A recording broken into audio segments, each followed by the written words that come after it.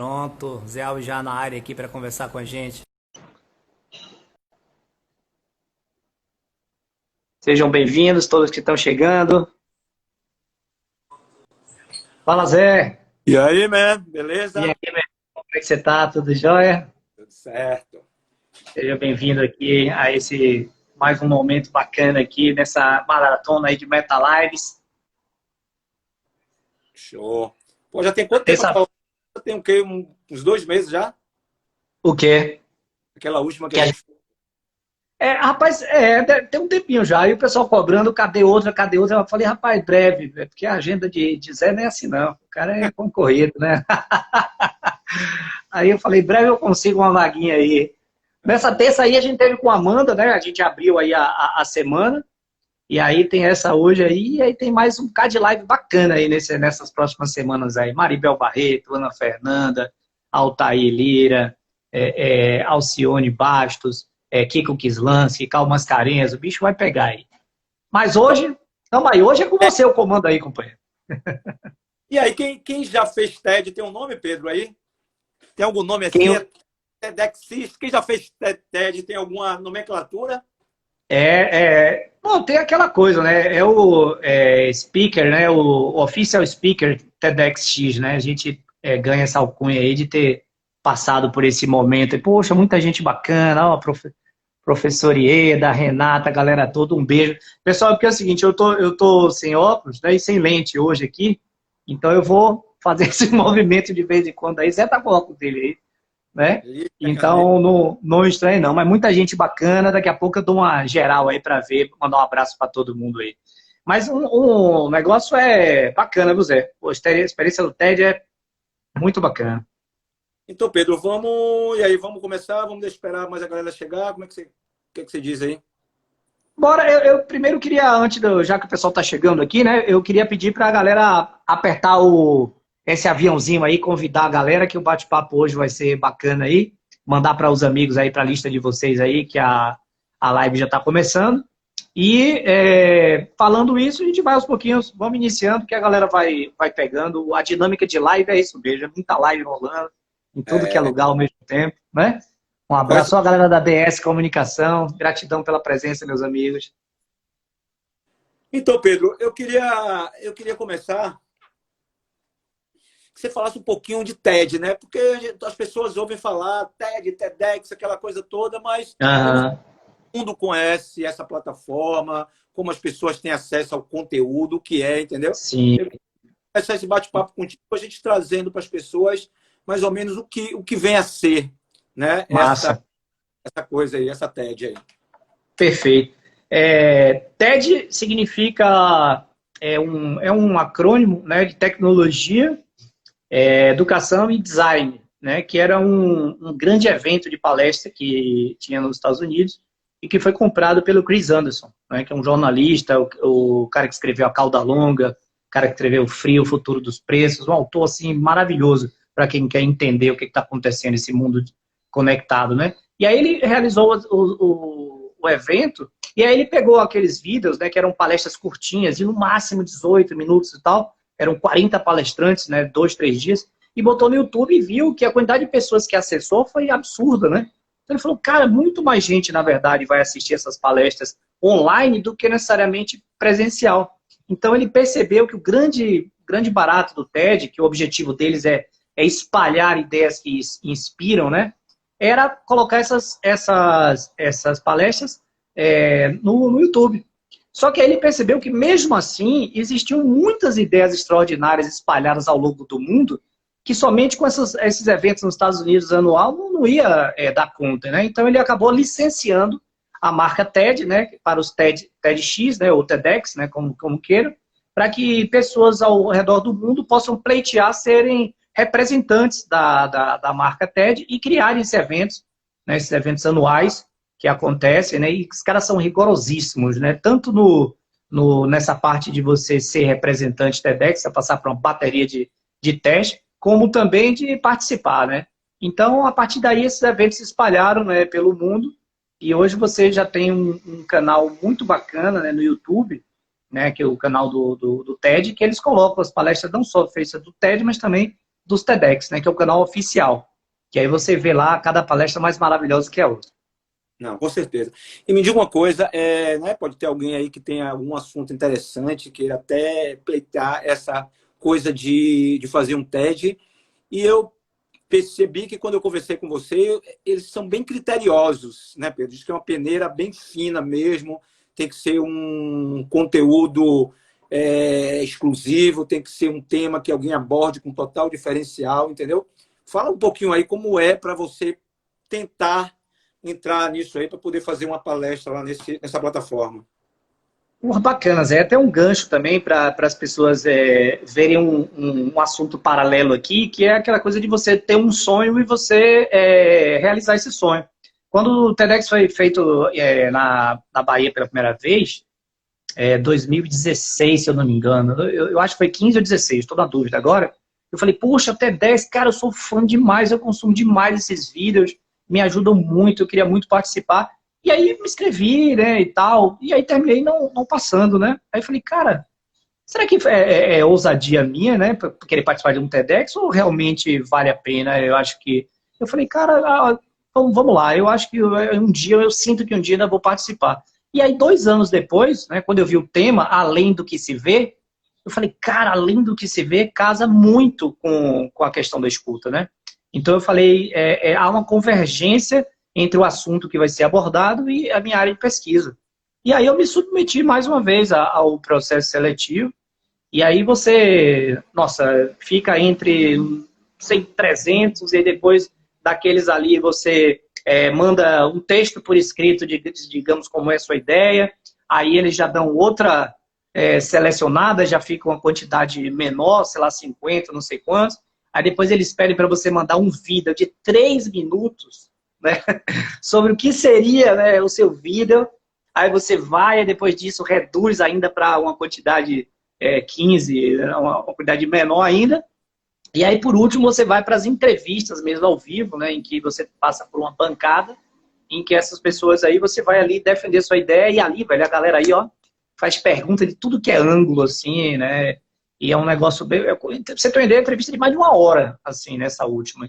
E aí, teve essa última entrevista, e aí eu recebi um e-mail, disseram, o e-mail vai ser mandado até sexta-feira, né, digamos assim, e aí quando chegou na sexta-feira, já quase 8 horas da noite, quando eu vi e-mail do TEDx, né, rapaz, quando eu abri, tava dizendo assim, tá ansioso, mas a gente vai te dar uma notícia, a gente vai prorrogar um pouquinho mais, porque tá difícil e tal, porque é muita gente boa, terça-feira a gente vai dar o resultado. Rapaz, vai ser uma coisa você, viu? Todo aquele trabalho de trabalhar a ansiedade que eu tava tendo, até receber aquele e-mail, né, que eu me preparei até sexta, né? Aí de sexta para terça o bicho pegou. Foi uma ansiedade danada, mas aí recebi a boa notícia que eu estava entre aquele grupo, né, que iria participar desse TEDx Além do que se vê, que foi maravilhoso, né? Que eu fiz junto com uma galera massa, aí Maribel, e vários desses aqui que vai estar com a gente aqui dialogando ao longo dessa semana. Legal. Pedro, você tem uma história já de palestrante, você já teve desafio bacana, a gente teve aquela palestra que abriu de James Hunter com 1.300, 1.400 pessoas, né, onde Verdade. você palestrar. E como é que você compara aquele friozinho na barriga? Porque, na realidade, o TED é numa plateia pequena, porém, para o mundo todo, né? Como foi essa diferença aí? Como foi esse friozinho na barriga diante desse desafio aí?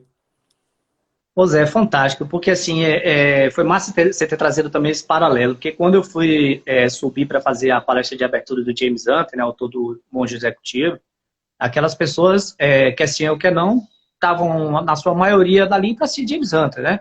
Eu era tipo a banda que abriu o show do YouTube, né? Uma coisa assim, né? E então, assim, você tinha uma expectativa? Tinha muita gente? Tinha, né? Quer dizer o que não? Putz, né? Falar em público é uma das coisas que as pessoas mais têm receio, né? E você ia ter uma palestra de 1.000 pessoas. Foi um grande fio na barriga. Mas quando você fala de TEDx, significa que o alcance é ilimitado, né? Ilimitado entre aspas, né? Você não tem ideia do alcance que isso vai ter, quantas pessoas vão fazer, e ao vivo. Ao vivo, assim, a filmagem é exatamente a filmagem do que você falou. Não tem volta, não tem...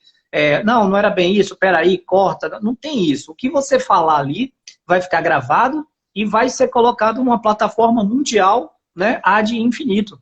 Então, o processo preparatório do TED também é outro negócio muito legal. A gente passou 3 meses, né, fazendo encontros, coaching, coaching de oratória, recebendo os feedbacks, né? A gente ia fazendo todo o processo. Uma coisa que eu aprendi muito, que aí vale uma dica muito legal para vocês, que fazem palestras, né, ou querem fazer qualquer tipo de apresentação, foi elaborar um roteiro, Zé. Só que o roteiro era assim, a gente elaborar ipsiliteris do que a gente iria falar. Se eu quisesse no dia falar assim, oi pessoal, boa noite, aqui é o Pedro, tinha que estar lá escrito, oi pessoal, boa noite, aqui é o Pedro, né? E depois que a gente fazia o roteiro todo e a gente decorava o roteiro todo, e aí a gente ia lá e aí fazia sessões e mostrava que estava decorado, aí era a hora de você desapegar do roteiro. Porque aí era a hora justamente de você trazer a maleabilidade, a flexibilidade, a naturalidade de você falar sobre um assunto que você já estava completamente dominado. Grande Loyola, meu irmão. Ou foi mesmo, Loyola. Loyola foi lá, deu esse abraço. Me arrepiei, viu, Loyola? Lembrei desse abraço, de estar, inclusive, nesse momento de carência de abraço aí, né? Gratidão mesmo pela sua presença lá no dia. Ele foi, estava lá, ele viu ao vivo o Loyola, a gravação. Teve uma pergunta aqui que era o que mudou em sua vida depois do TED? Quem perguntou? Professora Maria, né? O que mudou em sua vida depois do TED? Professora, eu vou dizer uma coisa a você, viu? Mudou, viu? A visibilidade outra, inclusive é como se fosse uma referência, né? Eu já tive assim, acessos a várias empresas, a várias personalidades, a várias situações, né, dentro da minha vida que introduzia a conversa ou a apresentação ou a intermediação entre uma pessoa que quer me apresentar a outra com uma palestra TEDx, assim, abre portas mesmo, assim, né? Já fiz treinamento para multinacional, não digo por causa, porque não adiantava nada mandar o TEDx, eu ir lá para a reunião e não adiantar nada, né? Mas que a porta foi aberta por causa justamente do TEDx. Fora essa experiência toda, né, que eu estou dividindo um pedacinho aqui com vocês, da preparação, de ter feito parte, né? E no momento, uma coisa, só fazer um recorte aqui para falar com vocês, antes de subir no palco, né? Eu estava fazendo pense todas as técnicas e ferramentas que a gente conhece de respiração, mindfulness, empoderamento, tudo que você possa imaginar eu fazendo e tal. E aí uma das meninas da equipe, ela estava numa agonia, parecia que é tão filho, né? Ela olhava para o lado e dizia assim, pô, parece que eu que vou palestrar e não você, né? Aí beleza, aí bebi meu litro d'água antes de entrar, velho, quando o cara fala, e agora com você, Pedro Cordier, que você entra, que vê aquele círculo vermelho, na mesma hora, aquele litro de água que eu tinha, secou na boca. Então, só existem 2 tipos de palestrantes, né? O que sentem aquele certo, né? Aquele fiozinho na barriga e os mentirosos. Não tem outro. Pedrão, então vamos lá. Sempre. E mais importante que a embalagem é o conteúdo, né? Então, a gente Sim, perfeito. a plataforma do TED para as pessoas entenderem Claro.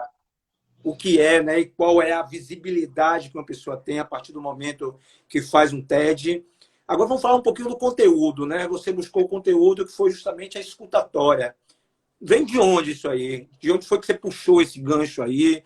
O que foi que levou a mergulhar profundamente dentro desse assunto para que ele se tornasse tão pertinente a chegar a ser um TED? Fala um pouquinho sobre isso aí para a galera. Sensacional. O TED em si, vale a pena vocês assistirem, porque ele conta assim, a história mesmo, né, que levou a isso, né? E o TED ele tem muito isso, ele é muita questão de um storytelling. Então vale a pena vocês assistirem, eu não vou dar muito spoiler aqui não. Mas uma coisa mais importante foi o seguinte, eu sempre fui um comunicador, né, nato, mas comunicador no sentido de um falador, uma pessoa que chegava às visitas em casa, eu entretia, conversava e falava pra caramba, aquele negócio todo. E percebi que comunicar é algo que atrai, as pessoas valorizam a pessoa que fala bem, né? Mas a coisa de uns 8, 9 anos mais ou menos, eu me deparei com um texto de Rubem Alves, né, chamado Escutatório. E nesse texto, cara, você vê como tem coisa na vida da gente que são divisores de água. Esse texto mudou a minha vida, porque não é que na hora que eu vi, naquele momento eu saí por aí falando escutatório, mas aquilo foi um gatilho que ficou dentro da minha mente, um marco, né, que ele dizia o seguinte, que a gente vê por aí um bocado de curso oratório, mas nunca viu o curso de escutatório, né, porque todo mundo quer aprender a falar e ninguém quer aprender a ouvir. E aí o texto é maravilhoso, vale a pena vocês procurarem e darem uma lida, porque ele é fantástico. Então aquilo ficou muito forte, né, dentro da minha cabeça, das minhas ideias. E pouco tempo depois, né, logo, se eu não me engano, foi 2013, eu acho que foi 2013, eu fiz o meu primeiro curso de coaching, né? Até com a Brás Coach, com o Moisés, mandar um abraço para Moisés. E no primeiro curso de coaching eu ouvi falar em escutativo, né? Que era importante a gente praticar a escutativa, né, para ser um coach melhor. Mas aqui era um tópico entre 10 mil, né? E eu percebi, eu falei, cara, peraí, isso aqui é importante demais, né, para ser reduzido a um detalhe. Isso daí que deveria ser metade do curso, deveria praticamente trabalhar essa questão da escuta. E aí eu comecei a estudar, pesquisar, estudar, trazer as questões de escuta para a sala de aula, trazer para as minhas sessões de coach, e também elaborar mesmo, né, escrever, desenvolver um método, né? Hoje eu tenho um método de terapia, né, escutoterapia, né? Então eu faço hoje também processo de coach baseado também na escutatória.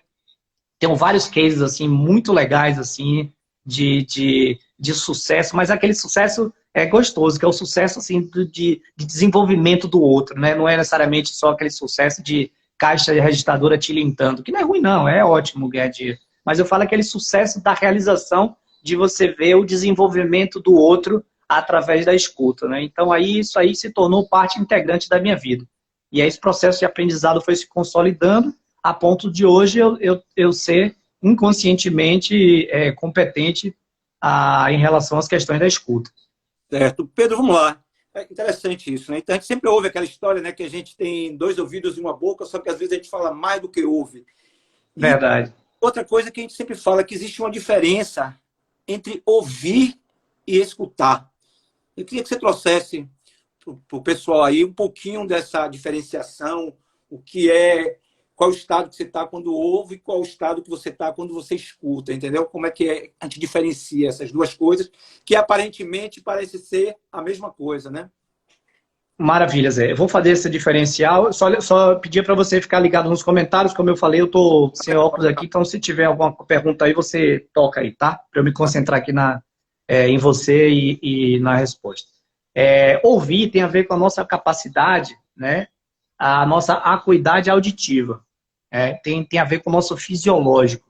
Então, assim, nesse momento, né, tem um carro passando lá na rua, lá atrás, onde eu moro, né? Então, eu estou ouvindo. Ao mesmo tempo, uma TV que está ligada ali, a respiração do meu cachorro, gente conversando lá fora. Então, são vários sons acontecendo ao mesmo tempo. Então, esses sons, eu estou ouvindo esses sons, ok? Agora, a partir do momento que eu seleciono determinado som desse e começo a me aprofundar nele, principalmente, que é o primeiro gancho de todos, que é o interesse, né? Por exemplo, digamos que eu fosse sair agora de carro e eu queria saber se estava engarrafado ou não, a saída aí, para ver se eu pego o carro agora ou não. Então eu ia escutar os sons que estão passando, né, lá na minha rua, para perceber a quantidade de carros, né, a velocidade deles, se estava tendo buzina ou não. Então você começa a fazer um recorte em todos aqueles sons e direcionar, né, a sua atenção e seu interesse para determinado som. Tanto pode ser para uma situação dessa, como, que é o objeto maior do meu estudo, para o outro, né, para que o outro está falando com você. Então, a partir do momento que você começa a direcionar a atenção e o interesse, né, você começa a sair do ouvir e se direcionar para o escutar. Ok. E você faz um paralelo entre o escutar e o estado de presença, Pedro? Como é que você vê essa... Bacana, Zé, bacana.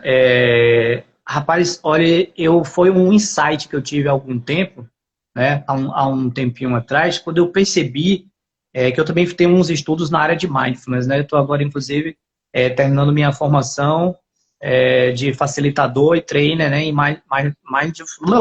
mindfulness, agora foi, mindfulness funcional.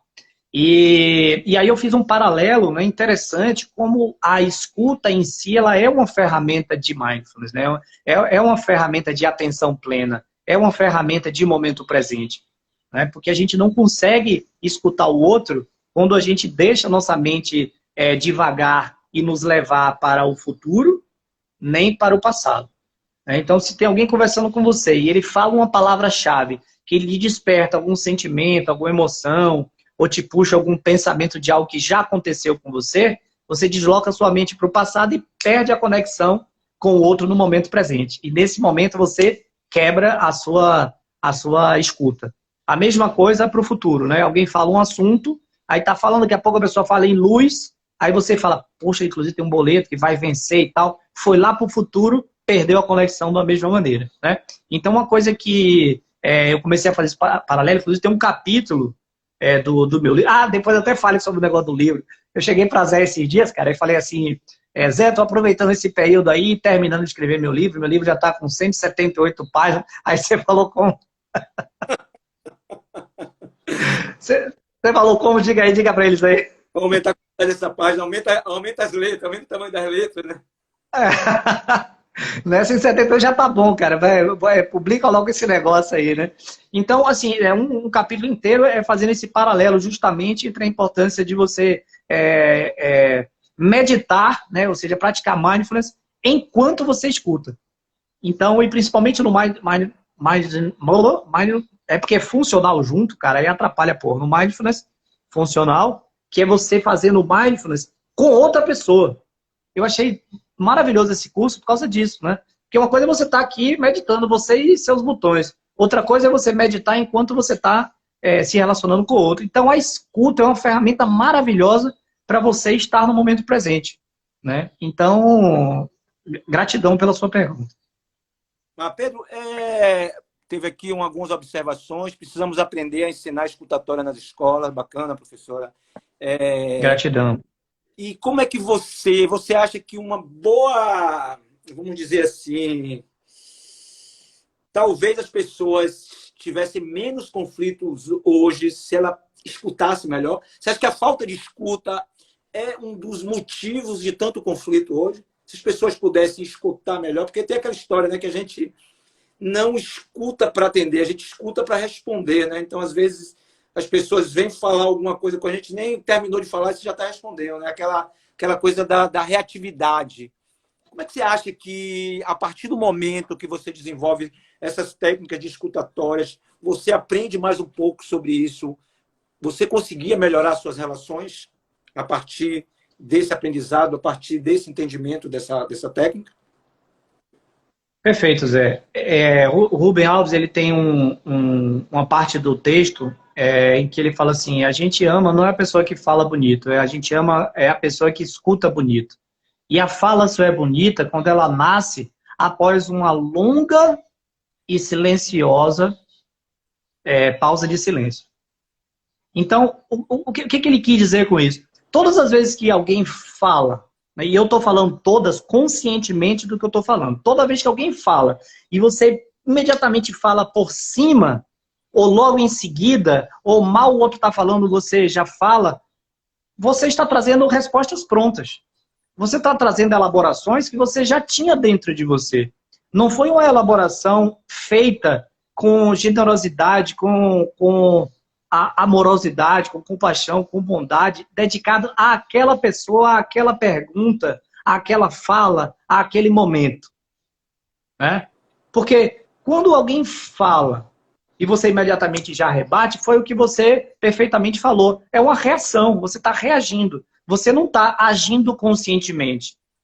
Então, uma das coisas uma das dicas, né, vou até adiantando aqui, é você aprender a introduzir o silêncio entre a fala do outro e a sua fala. Porque esse período de silêncio é o período justamente para você elaborar aquilo que está sendo dito. E você dá uma resposta com o software atualizado. Né? Você dá uma resposta para aquela pergunta em si, para aquela pessoa em si, né? Para o que você pensa, sente daquela situação ali naquele momento presente. Então, quando você às vezes atropela, ou quando alguém fala uma palavra-chave, e aí você já se apega àquela palavra-chave, né? E fica ruminando ela, né? Só esperando o outro terminar para poder, bum, lançar aquilo ali, você prejudicou completamente a escuta, né? você está agindo no caminho contrário da empatia, né? Então, com certeza, vários de vocês já passaram pela... Vocês não, essa audiência é maravilhosa, mas lá fora tem umas pessoas aí que fizeram alguma intervenção e a pessoa falou assim, rapaz, você não esperou eu terminar? Né? E a resposta que você queria estava no final daquilo que ele iria dizer. Isso. E aí a nossa ansiedade terminou não deixando você respirar e dizer, não, vamos lá esperar até o fim, né, para ver o que ele tem para trazer, e a partir disso daí eu vou realmente ver se tem a minha resposta ou não. Tinha até um programa humorístico que era assim, né? Não deixou molhar o bico, né? Exatamente. Não deixou molhar o bico, né? Tava ali no finalzinho. É isso mesmo. Eu tenho as pessoas aqui pedindo aqui dicas, né, de como escutar melhor, porque não é uma coisa de uma hora para outra, não, né? Então você passou a vida toda mais aprendendo a falar do que escutar, então de uma hora para outra você não vai mudar esse modo de ser. Então, existem algumas técnicas, existem algumas dicas que as pessoas possam ir colocando em prática para poder estar escutando melhor e, a partir daí, buscar nessa escuta melhor uma qualidade melhor nos seus relacionamentos, entendeu? Diminuir os conflitos, porque se a gente parar para analisar, tudo é comunicação, né? Tudo é comunicação. Tudo. No seu dia a dia, com a sua família, no seu trabalho, em todo canto você está se comunicando, né? Então, desde criança, a gente vem aprendendo sempre, né, a falar bonito, não sei o quê, mas nunca me ensinaram a escutar. Então, existem algumas dicas, assim, até atalhos, eu diria atalhos, né? Porque, às vezes, as pessoas... eu gostei tanto disso que eu quero amanhã já estar escutando melhor. Então, se a gente puder atalhos aí para as pessoas, né? Que legal, professor Ira, falando que já está escutando minha escutatória depois que conheci o Pedro. Gratidão. Aí, ó, esse tipo de feedback, Zé, não tem nota de dinheiro em cima do outro que pague. Não tem. Nada paga uma coisa dessa, você saber que de alguma forma você contribuiu, né? Na medida que seja, na gotinha que seja, na gotinha do beija-flor que seja, para o desenvolvimento do outro. Mas, assim, atalho é algo que, assim, tem algumas dicas que dá para você praticar ali e dá para você mexer ali na questão de comportamento, tá certo?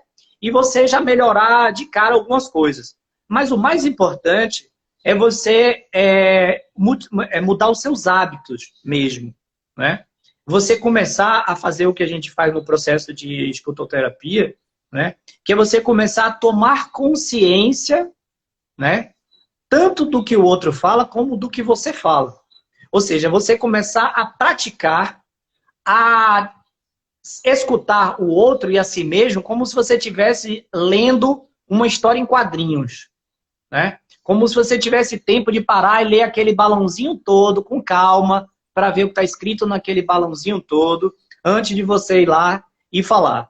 Então tem uma frase, né, que eu cunhei há um tempo, que diz o seguinte: se numa conversa, num diálogo, o outro fala e você ouve na sua mente a voz do outro, aqui na sua mente, escuta. Mas se enquanto o outro fala, você ouve na sua mente a sua própria voz, é ego. Então esse é um gatilho muito importante para você vir e mexe e tomar consciência.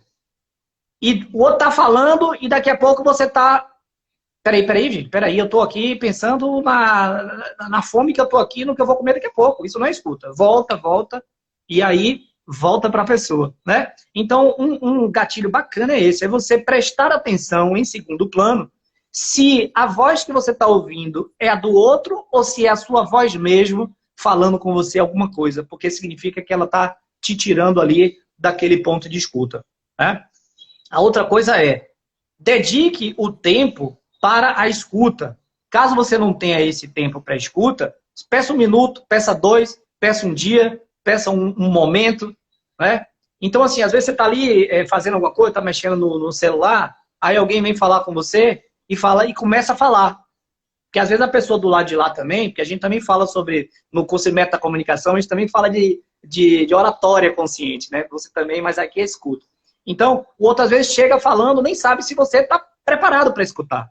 Então, cabe a você ali naquele momento, né, ser ativo naquele momento e falar assim, irmão, pessoa, mãe, pai, mulher, quem seja, diz assim, ó, só um segundinho, deixa eu só terminar isso aqui, né? Que aí eu te dou essa atenção. Ou falar, espera aqui um pouquinho que eu vou dar atenção cá. Mas você não dividir a atenção.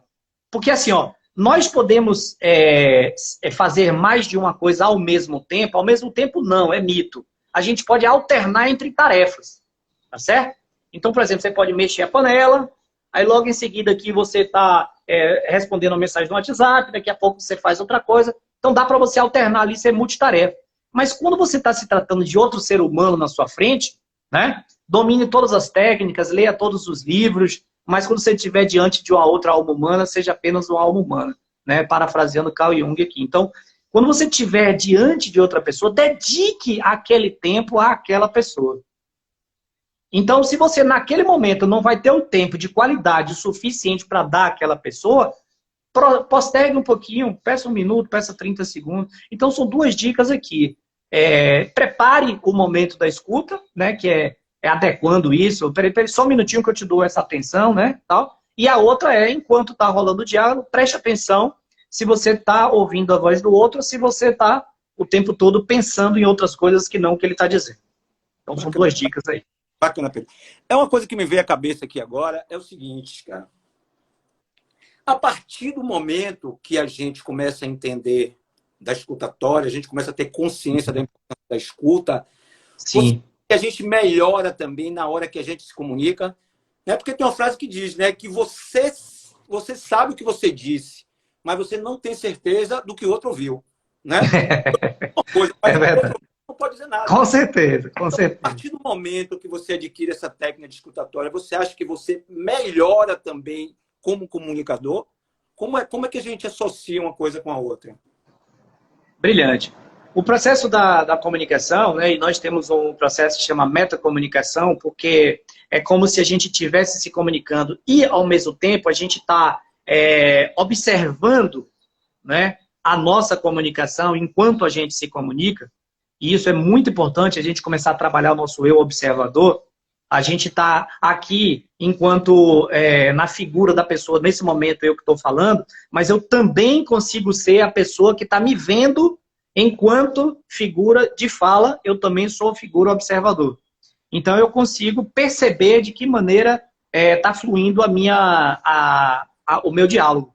Então, quando eu estou nessa posição de observador da comunicação, eu começo a perceber os sinais do outro, né? Se há sinal de entendimento, se há sinal de compreensão, se há sinal de que a conversa está fluindo para uma direção que eu queira, né? Por exemplo, eu estou conversando com uma pessoa ali numa festa para entreter, porque eu estou querendo que fique agradável a conversa, né? E às vezes eu estou tão ensimesmado no que eu estou dizendo, eu estou tão voltado os holofotes para mim mesmo falando, olha que eu estou falando da parte de falar. Eu estou tão voltado para mim mesmo que eu não percebo se o outro está recebendo o que eu estou falando, né, da maneira como eu gostaria que fosse recebido. Então eu não percebo, às vezes, microexpressões faciais. Às vezes eu não percebo expressões faciais. Às vezes a pessoa está assim, né? E eu estou lá tão amarradão em mim mesmo, com o meu ego desse tamanho, falando, amarradão, né? Eu mando o tom da minha voz ali, que eu nem percebo o que o outro está falando, né? Então, isso eu estou dizendo quem fala como protagonista. Do lado de cá, eu estou escutando como protagonista. Então, eu falei uma quantidade de coisa, né? E aí, naquele momento que eu me coloco como protagonista enquanto pessoa que estou escutando, eu vou perceber todos os sinais que o outro está dando, né? Qual foi o tom de voz que ele está usando? Ele falou do assunto que eu falei ou mudou o assunto completamente, né? Como é que está a fisiologia dele? Como é que estão as expressões? Né? Como é que ele comentou sobre o que eu falei, ou não comentou absolutamente nada do que eu disse. Então eu vou prestar atenção no feedback, né? Porque o pressuposto número 12 da programação neurolinguística é que comunicação é aquilo que você recebe de feedback, que é justamente aquilo que você falou, Zé. Então a gente fala, né, muitas vezes, crente que está comunicando. Não, muitas vezes você só está falando. A comunicação, ela é via de mão dupla e ela só se estabelece quando do lado de lá também, né, existe alguém disposto a comunicar, no caso, como a pessoa que está escutando. né? Então, aí, dessa maneira, você vai começando a perceber. Quando a PNL foi criada, né, foi modelada vários grandes psicólogos, né, e profissionais de várias áreas, e foi modelado, inclusive, essa questão de quando você fala com alguém, se do lado de lá tem uma pessoa muito visual, né, e você começa a fazer perguntas para ela auditivas, você perde essa pessoa.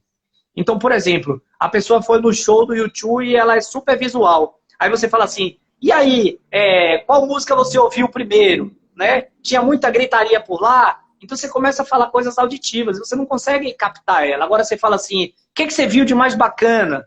Né? Como é que estava o colorido? Né? Sabe? Qual a imagem que ficou na sua cabeça? A primeira coisa que vem na sua cabeça quando você vê o show. Aí você, pum, fisga a pessoa. E aí você começa a se comunicar na linguagem do outro. Né? Bacana. Pedrão, legal. A gente tem meia hora mais ou menos aqui batendo papo. Opa, então, bacana. Imagine o conteúdo que você vai encontrar na TED lá. A TED são quantos minutos, Pedro, lá? A TED? A minha foi 14h30, 14 minutos e meio de conteúdo. E agora o bacana, como eu falei para vocês, é que é o storytelling, né? Conta como os elementos vão encaixando ao longo dos anos, né? Como as coisas vão, uma coisa vai puxando a outra e você vai formando, né? Esse conceito da importância da escuta na minha vida. Tá. Pedro, dando spoilerzinho aqui, uma das partes assim que eu quando assisti o TED, inclusive eu já conhecia a história, né? Mas aquela história do começo do TED foi bem bacana, que é o Seja Interessante. Vamos falar um pouquinho sobre isso aí, só para a galera sentir um pouquinho, perceber o que eles vão ter de conteúdo lá né, assistindo esse TED. Fala um pouquinho daquela... Né, porque às vezes a gente se vitimiza, às vezes, né? A gente está conversando com pessoas que chegam para você, porque você não me dá atenção, porque você não tem... Então, e às vezes a pessoa não para assim, será que não é eu que não estou sendo interessante? Né? Então, tem que trazer a responsabilidade do seu lado, né? Então, não sei quem não me dá atenção, o outro ali não ouve o que eu falo, o outro... E a gente nunca para assim e diz, pô, não é certo que não sou eu que não estou sendo por isso que eu estou... Fala um pouquinho disso aí para... Bacana, Zé, porque isso é muito importante, né? A PNL traz também muito forte esse elemento da gente consegue mudanças significativas quando a gente se vê não no efeito, não é na causa, né? Então, se o tempo todo a gente se coloca no efeito, aí a gente está o tempo todo culpando os outros, vitimizando, né? Você está sempre achando que foi o outro, né? Você é apenas um produto, né, do meio. Então, é importante você trazer a responsabilidade para si. Mas, em relação à pergunta em si, quando eu escutei pela primeira vez, né, o Seja Interessante, você está falando com a pessoa vira a cara para o outro lado, aí você, pô, e aí, velho? A pessoa vira, rapaz, seja interessante, você quer que eu lhe dê atenção? Seja interessante. Então, isso é meio chocante, e você realmente tocou num ponto, né? Algumas pessoas, eu mesmo, em outra dimensão, poderia ter me vitimizado, poderia ter, inclusive, isso ter sido um trauma na minha vida, e eu ter me fechado mesmo, e nunca mais ter aberto a boca e virado uma pessoa mudo, né? Por causa dessa situação em si.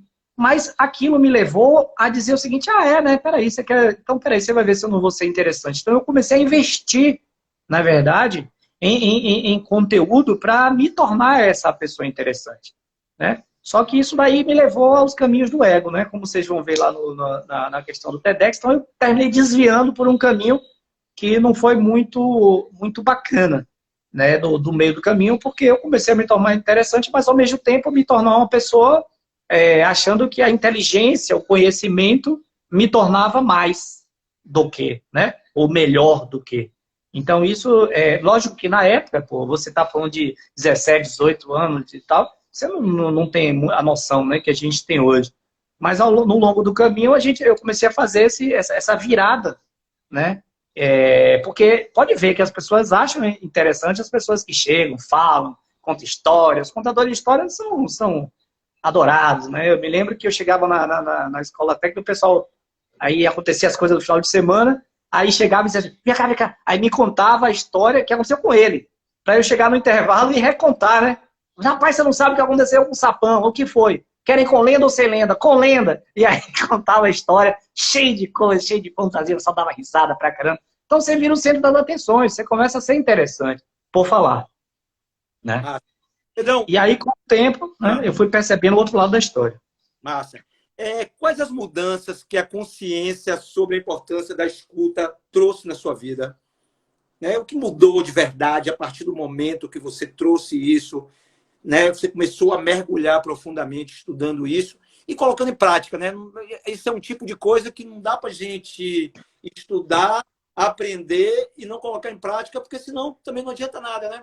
Aquela coisa que a gente às vezes é cheio de teorias, né? Cheio de estudos, e se a gente não coloca no dia a dia aquilo, né? O que você sabe não serve para nada. O que serve é o que você faz com aquilo que você sabe, né? Então, como isso aí, essa consciência mudou a sua vida, entendeu? Em termos de relação profissional, em tudo, né? Porque eu acho que a comunicação, na hora que a gente tem esse entendimento, automaticamente melhora as relações, as nossas relações. Perfeito, Zé. Você trouxe, inclusive, esse ponto de inflexão mesmo. Se não fossem realmente os caminhos da consciência e da espiritualidade, não sei o que poderia ter acontecido, sabe? Eu poderia ter, sei lá, lido até 3 vezes mais livro, mas teria ficado uma pessoa dura, uma pessoa até mesmo, sei lá, arrogante, hipernótica, qualquer coisa nessa direção. Mas quando você começa a perceber, né, a questão da consciência, do autoconhecimento, você começa a ver que, ao contrário, né? Quanto mais você sabe, na verdade você não sabe. E por mais que vire lugar comum você citar Sócrates, mas é a reflexão que a gente chega quando você começa a se deparar com os caminhos do autoconhecimento. Você começa a ver que algo te leva a algo, que leva a algo, que você conecta a algo, e você começa a dizer, cara, que coisa maravilhosa. Mas só que não adianta só a cognição, né? Só a cognição te leva para um caminho que pode te deixar, como eu falei, uma pessoa dura, uma mente sem alma. Então, quando você começa a trabalhar ao lado de você olhar o outro, diz assim, o que adianta esse conteúdo todo, né? Se eu não posso transbordar para o outro, se eu não posso, de certa forma, beneficiar o outro.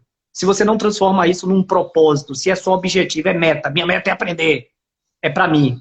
Agora, se meu propósito é aprender e compartilhar, então, na verdade, qual é o foco? O foco é o outro. O foco é você, em vez de focar em si, você virar meio daquilo, né? Então, a consciência realmente e a espiritualidade trouxeram uma leveza ao meu caminhar, né?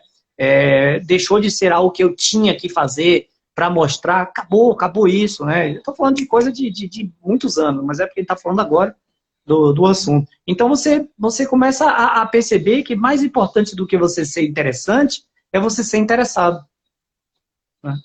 Porque quanto mais, na verdade, você é interessado, ao mesmo tempo que você conecta verdadeiramente com o outro, porque o outro vê você ali olhando ele no olho, você conectado com ele, você dando atenção, você dando seu tempo de vida a ele ali naquele momento da escuta, é o momento que você mais aprende na vida, é quando você está se dedicando realmente, integralmente, de corpo e alma, verdadeira e genuinamente ao outro, né? A escutar o outro, a ajudar o outro, enfim. Então, quando você direciona a sua atenção, você tira o foco, né, de você e coloca o foco no outro, por incrível que pareça, o seu nível de aprendizado, de conhecimento, de crescimento, de evolução, aumenta sistematicamente, e quanto mais você ajuda, mais você cresce. Você fala, meu Deus, eu antes focava em mim e tinha um crescimento, agora eu foco no outro e eu cresço mais ainda. Isso é extraordinário, é melhor ainda, né? Então, enfim, Zé, foi um ponto de virada, assim, que mudou a minha vida, né? Mudou completamente. Então, eu saí de uma pessoa que queria ser interessante para uma pessoa que passou a ser interessada.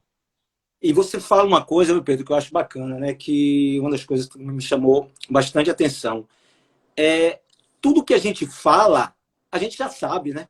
A gente só aprende quando escuta, né? Isso é super importante.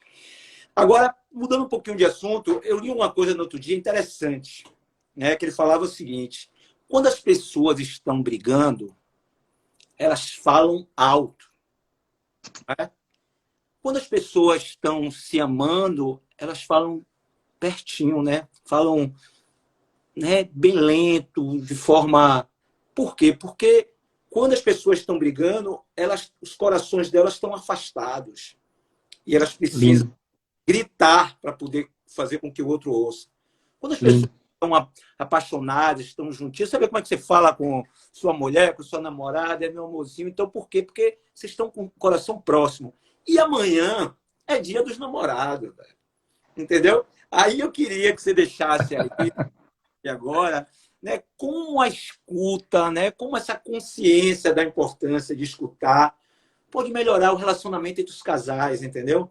Né? Será que não era um presentão o marido chegar para a mulher, o namorado chegar para a namorada e dizer assim, meu amor, a partir de hoje eu vou lhe escutar do jeito que você merece. Rapaz, olha, vou dizer uma coisa pra você, viu? Não é? Presentaço.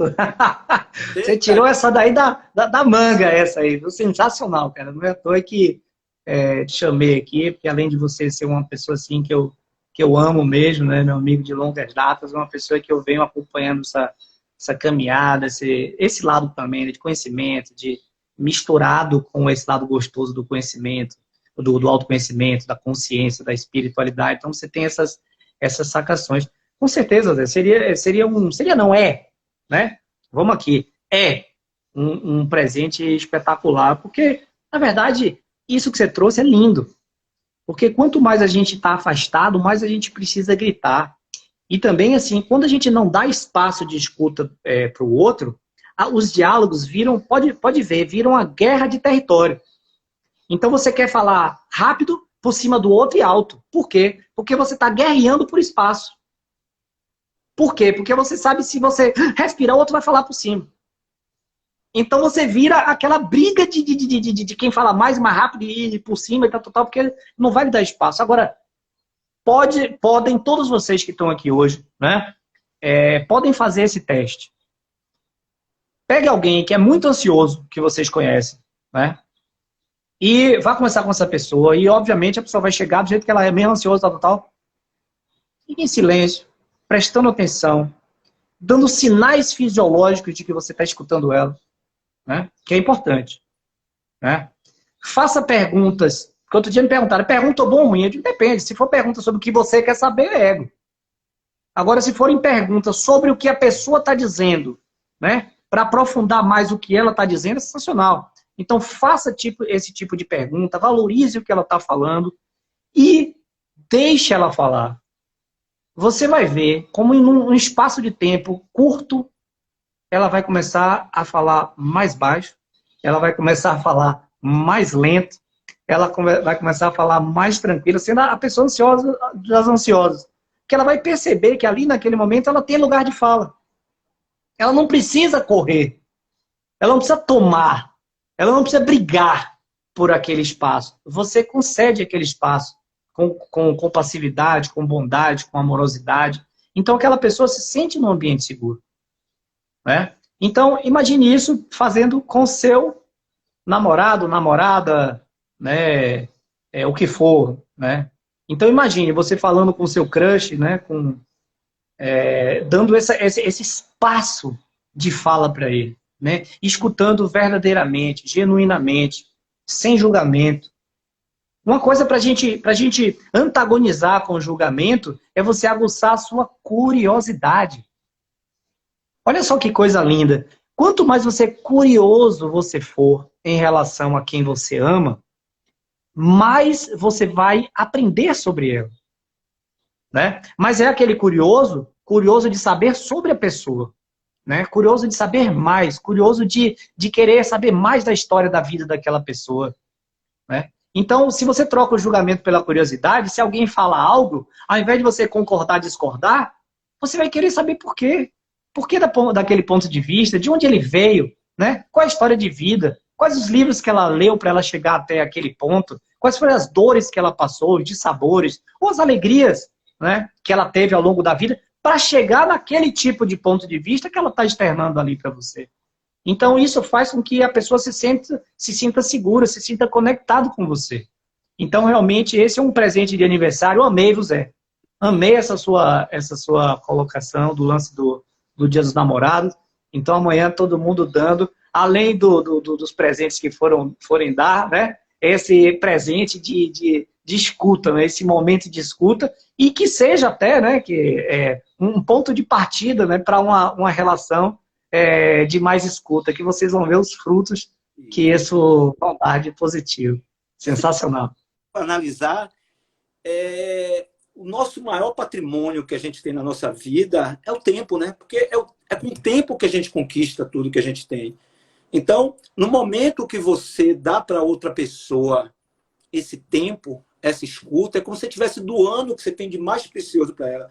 E me vem muita coisa, como muita gente falou aqui na questão da curiosidade, que você falou bacana, é a curiosidade pelo outro. É mais ou menos quando a gente fala com criança. Você já percebeu quando a gente fala com criança como é? A criança não aceita aquela coisa que ela não entende. Ela quer, mas por que isso? E por que isso? Porque ela quer... Ela não julga. Porque muita coisa a gente acha que a gente entende porque a gente ouve e já faz a nossa interpretação diante daquilo que a gente ouviu. Então, às vezes, a gente não se dá o luxo nem de perguntar para saber se é aquilo mesmo. A gente, dentro de nossa cabeça aqui, já fez o nosso julgamento, já ouviu o que a gente queria ouvir, porque às vezes não é nem o que a pessoa fala, mas a gente já ouve aquilo que a gente está querendo, faz aquele julgamento e já coloca para fora aquilo que a gente acha que é, entendeu? Então, o disso é isso, no Dia dos Namorados, amanhã as pessoas... Poder começar logo hoje, mas amanhã um presente é esse, essa atenção, esse carinho, essa escuta, entendeu? Vamos falar com o coração. Não vamos deixar os corações se afastarem para a gente precisar gritar. Pedro, a gente já está chegando no final. Eu queria que você falasse... Que oração? Deixa eu ver. 36, falta 9 minutos. Deixa eu só fazer uma colocação aqui, porque o pessoal botou assim, ó, a escutatória te deixa mais humilde. É isso. A gente está falando sobre isso, a professora Ieda falou aqui agora. Quando vai ter outra live, Nalva, obrigado. A gente vai ter todas terças e quintas até julho. Valorização, falas vindo do coração. Aprendi muito hoje, obrigado a todos vocês. Né? Então, está chegando no final aqui, né, Zé? Isso. Eu queria aproveitar esse momento aqui, esse bom namoro aberto para todos. Isso aí, para você ter. Você, meu mãe, olá, viu? Aproveite. Eu queria aproveitar esse momento e falar que eu e Zé, nós estamos fazendo um curso que ele é um curso assim, bem diferente de muitas coisas que a gente está vendo por aí. Né? Zé, fala um pouquinho sobre ele, principalmente começa sobre o título para o pessoal. Então, gente, o título do curso é Desaprendizagem e Evolução. Então, a ideia da gente é fazer um curso onde a gente possa... A gente sempre fala, né, Pedro, brincando, né? A gente não está querendo dar dica de nada, a gente não está querendo traçar caminho nenhum para a gente seguir. A gente simplesmente está querendo compartilhar as experiências que a gente teve ao longo desse processo, né? Que a gente veio lendo, estudando, fazendo curso, fazendo retiros, fazendo um monte de imersões. E a gente está querendo disponibilizar isso, compartilhar isso com as pessoas, para que as pessoas possam se servir daquilo que possa fazer sentido para vocês, entendeu? Então, é mais ou menos uma troca. É as coisas que a gente fez, que colocou no dia a dia da gente, que deram certo, que a gente está querendo compartilhar. E por que o nome de desaprendizagem e evolução? Porque nesse processo todo, cada vez que a gente aprendia algo novo, a gente percebia que a gente precisava desaprender algo que a gente já tinha aprendido, percebe? Então, é como a gente sempre fala, que o processo de autoconhecimento, ele é mais um desaprendizado do que um aprendizado. Né? É você desaprender um monte de coisa que você aprendeu que, na realidade, não serve para nada. E aí, ao tirar todas essas camadas, você chega à sua essência. Então, a ideia da gente é justamente isso. É um curso dividido em vários tópicos, onde a gente dividiu para poder ir separando, mas que a gente possa passar para vocês as experiências que a gente adquiriu nessa jornada e fazer com que isso aí vocês possam ter acesso e perceber mesmo que faz sentido e acolher aquilo, entendeu? A ideia é mais ou menos isso. Eu falo um pouquinho aí também, Pedro, para a gente reforçar essa... Maravilha. O Pierre Weil, ele fala que o apego é a raiz de todos os males, né? Porque o apego, ele gera o medo de perder, que consequentemente gera o estresse. Então, se você pegar esse conceito dele e colocar para tudo, né? Para pessoas, para coisas, para ideias, né? Faz com que a gente defenda pontos de vista como se os pontos de vista fossem as coisas mais certas, como se fossem axiomas, como se fossem dogmas. Né? Quando, na verdade, o ponto de vista é só um infinito avo de todas as outras vistas do ponto que você não teve condição de perceber. Porque você não leu outros livros, porque você não assistiu outros filmes, porque você não nasceu em outras famílias. Então, existem inúmeras outras possibilidades de você enxergar a vida, né? Então, o pressuposto 14 da PNL mesmo fala que tudo aquilo que a gente faz na PNL é para aumentar as nossas possibilidades de escolhas. E como é que você vai aumentar a sua possibilidade de escolhas? Desapegando, né, de pontos de vista, desapegando de conceitos. Então, você aprendendo a desaprender, a desapegar de muita coisa para você se debruçar para outras possibilidades com a mente aberta, com o coração aberto, né, para você analisar aquelas possibilidades. Tem alguma...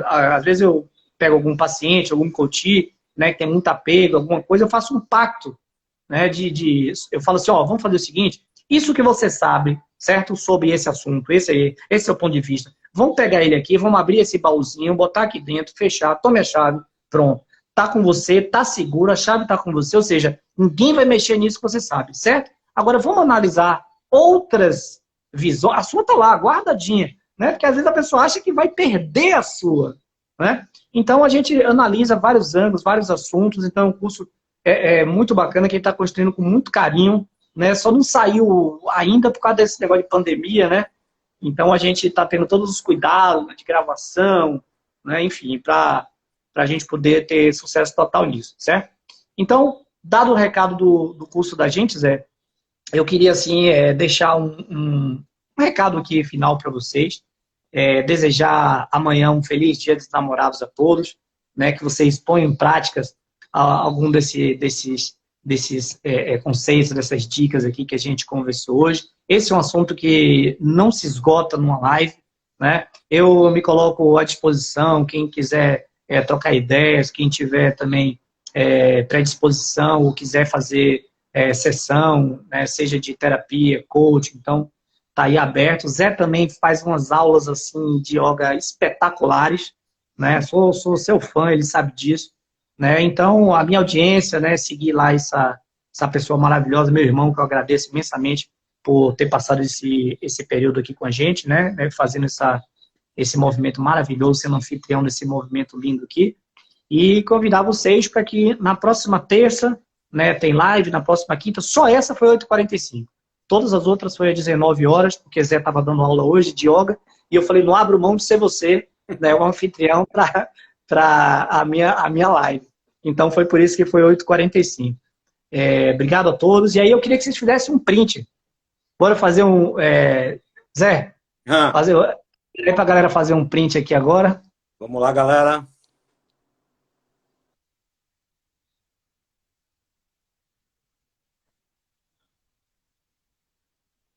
Valeu, agradeço a todos, um beijo no coração e, como eu falei, estamos à disposição nas redes.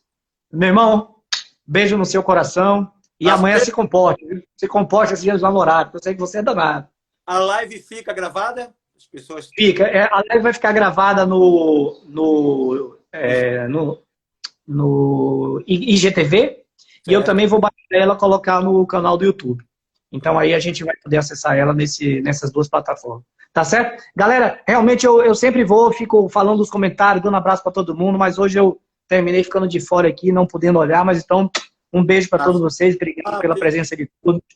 Tá certo? E galera, valeu, hein? Tudo de bom. 27 restante, beijo. Tchau, galera.